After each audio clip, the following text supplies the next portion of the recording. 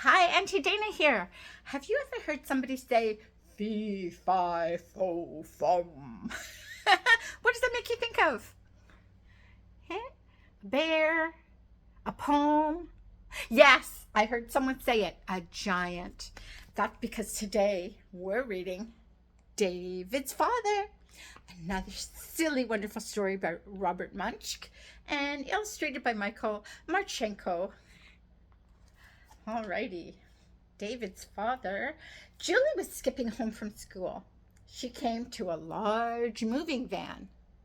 A man came out carrying a spoon, only it was as big as a shovel.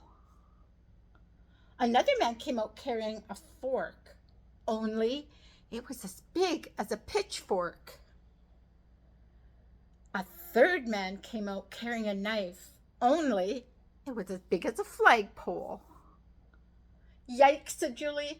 I don't want to get to know these people at all. She ran all the way home and hid under her bed till dinner time. The next day, Julie was skipping home from school again. A boy was standing there. The moving van had been where the moving van had been. He said, "Hi, my name's David. Would you like to come and play?" Julie looked at him very carefully. He seemed to be a regular sort of boy, so she stayed to play. At 5 o'clock, from far down the street, someone called, "Julie, come and eat." "That's my mother," said Julie. Then someone called, "David." "That's my father," said David.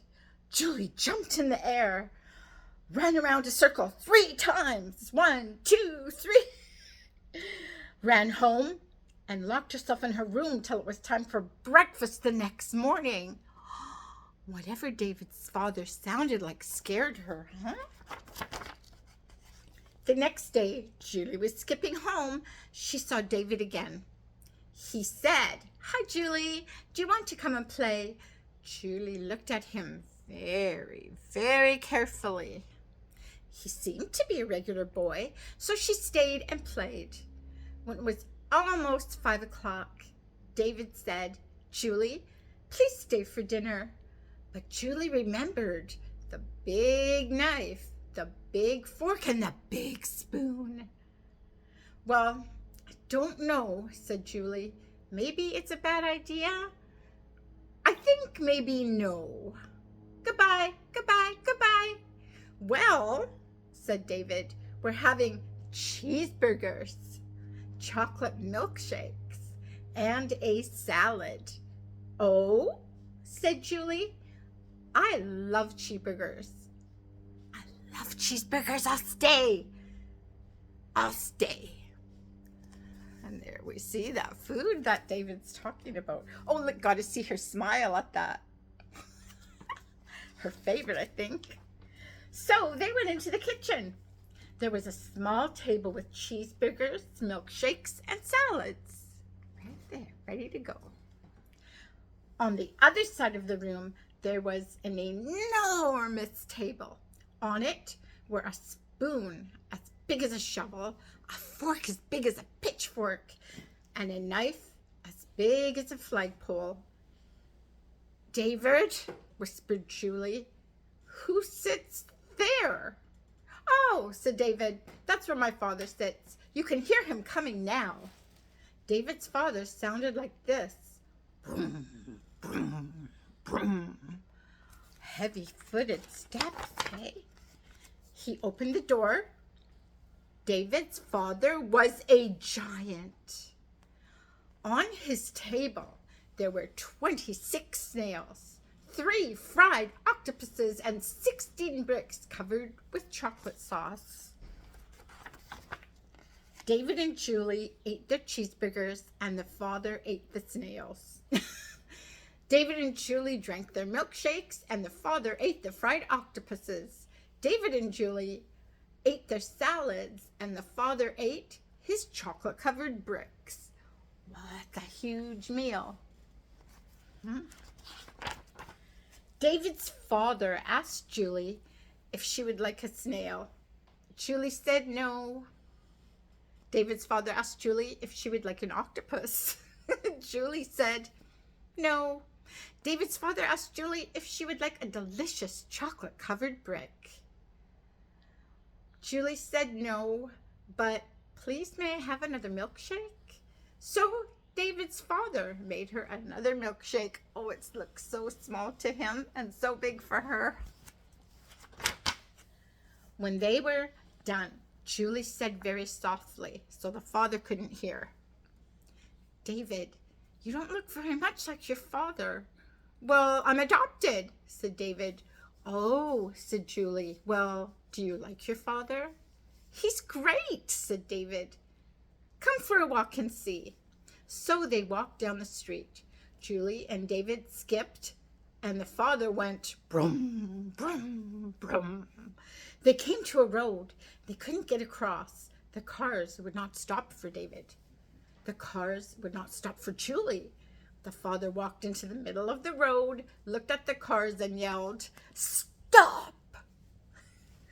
The cars all jumped into the air, ran around in a circle 3 times, and went back up the street so fast they forgot their tires. Oh, we see tires flying everywhere.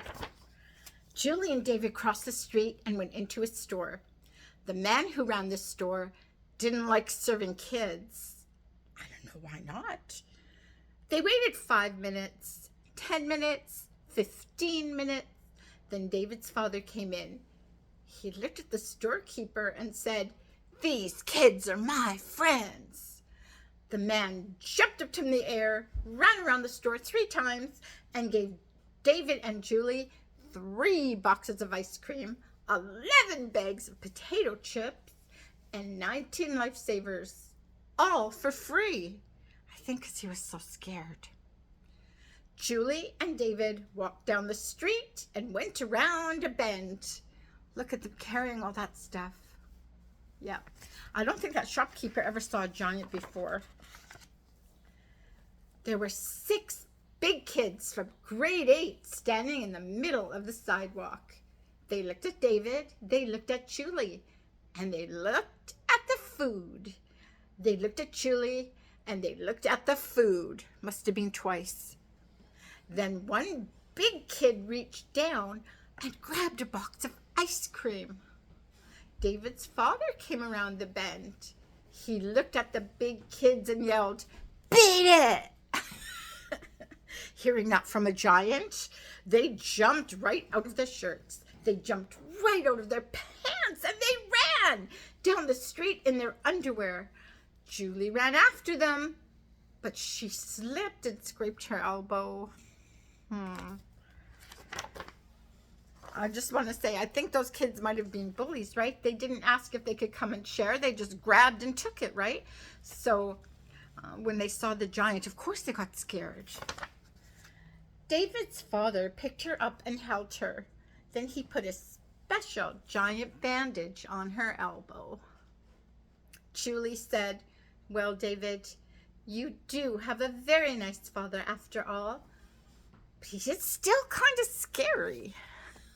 Look how big, right? If I held you in my hand, you'd be pretty little.